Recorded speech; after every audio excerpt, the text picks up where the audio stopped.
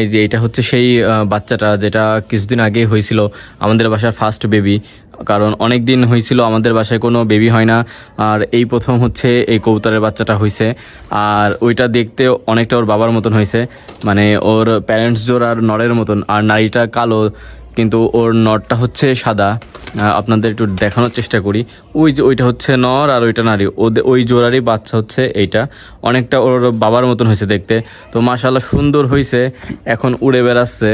এর আগে যতগুলো বেবি হয়েছিল, মানে প্রতি জোড়ারে যতগুলো বেবি হয়েছিল সবগুলাই আসলে মারা গেছে অতিবৃষ্টির কারণে।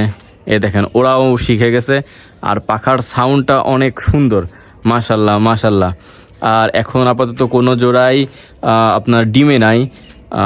এটা হচ্ছে আপনার লক্ষা কবুতর, এ হচ্ছে ডিম পারবে, কারণ মাঝে মাঝে দেখি ঘরে বসে থাকে। এখন আমার আশা দেখে আসলে ওরা বের হয়ে গেল, কিন্তু রেগুলারই ঘরে বসে থাকে।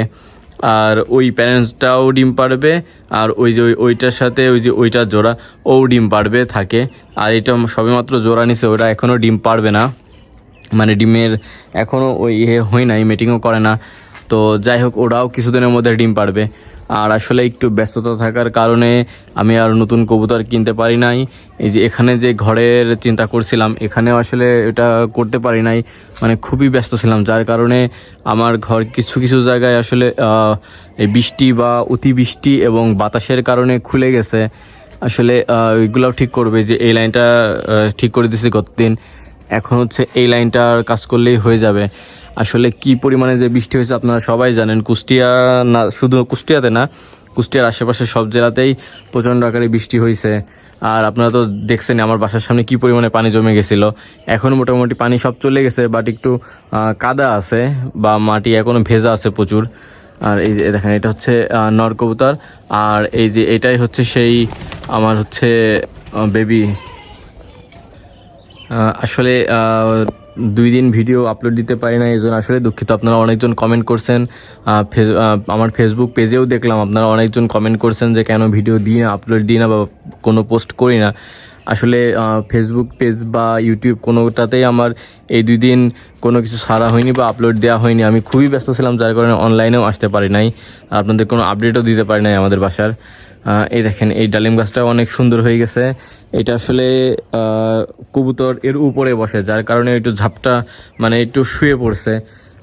খাড়া হয়ে উঠলে ওর উপরে উঠে বসে থাকে, এই জন্য আসলে এমন হয়ে গেছে। আর আপনারা তো জানেন এর যে কুশিগুলো হয় এইগুলো আছে কবুতরগুলো খায়, এই জন্য আসলে এমন লাগতেছে।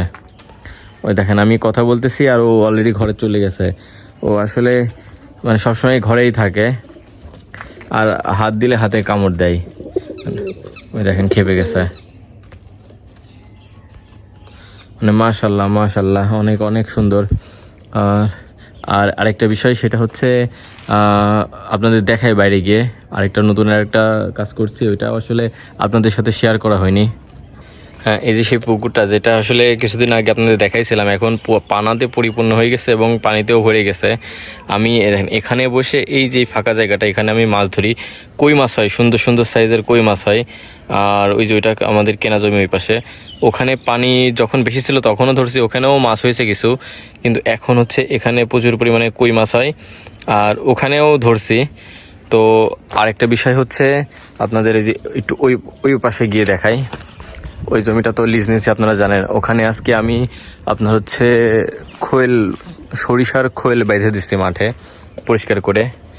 এ দেখেন এই বরাবর সব পরিষ্কার করে নিছি, বরাবর পরিষ্কার করে আপনার মাঝখানে একটু গোল চাকলা বানাই দিছি, যাতে করে মাছ এসে ওখানে জমা হয়।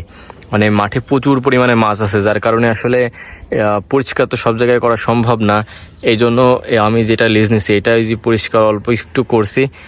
আর আসলে ক্যামেরায় দেখা যাচ্ছে কিনা, এই যে এটা হচ্ছে আপনার সরিষার খোল ওখানে বেঁধে দিছি, যে মাছ মাঝে মাঝে আসবে, ওখানে এসে থেকে যাবে, স্থায়ীভাবে থেকে যাবে, যার কারণে দেখতেও সুন্দর লাগবে। এবং আমি এটা ধরবো, আর নেট হচ্ছে এই চারপাশে সব জায়গায় নেট দিয়ে দিব, আপনারা তো জানেন। নেটও নিয়ে আসা কমপ্লিট, ওটাও দেখাবো।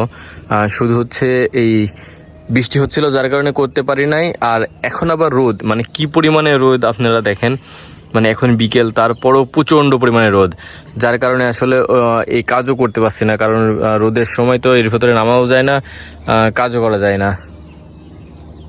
আর এই যে এই সোজা ক্যামেরায় দেখা যাচ্ছে কি না বুঝতে পারছি না, তবে এই সোজা একটা টাকি মাছের ঝাঁক যাকে বলে, ওর বাচ্চা নিয়েও ঘুরে বেড়াচ্ছে, বোঝা যাচ্ছে। তো এইগুলো আসলে সবই মাঠের মাছ, প্রচুর আছে। ওই যে ওখানে কিছু মাছ লড়তেছে, ওইগুলা পরিষ্কার করা।